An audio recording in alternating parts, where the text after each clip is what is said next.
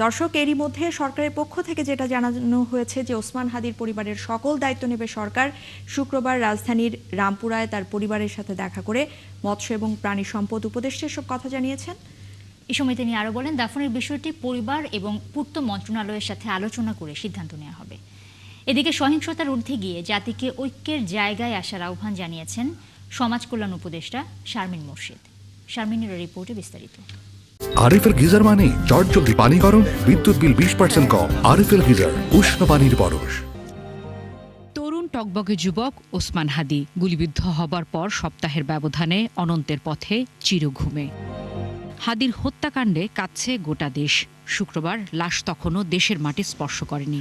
বিকেলে সরকারের 3 উপদেষ্টা ছুটে গেলেন হাদির পরিবারের কাছে একটুখানি নির্ভর করতে। এ সময় স্বাস্থ্য উপদেষ্টা বলেন, চিকিৎসায় কোনো কার্পণ্য করেনি সরকার। আমরা সর্বতভাবে চেষ্টা করি, যখনই গুলিটা লাগলো সাথে সাথেই ঢাকা মেডিকেলে গিয়ে আমাদের সকল ডাক্তার, সকল নার্স একেবারে জান প্রাণ দিয়ে তার জন্য পাশে থেকেছে। অপারেশনটা হয়েছে।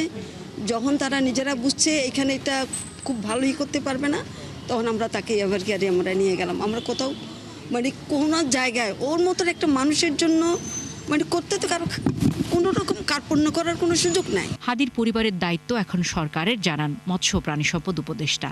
বলেন, দাফনের বিষয়ে পরিবারের সাথে আলোচনা করে সিদ্ধান্ত হবে। তার স্ত্রী এবং সন্তানের দায়িত্ব সরকার নেবে। পূর্ত এবং যারা এই ব্যাপারে বাড়িয়ালের দাফনের ব্যাপারে আছেন, ওরা এখন সভা করছেন।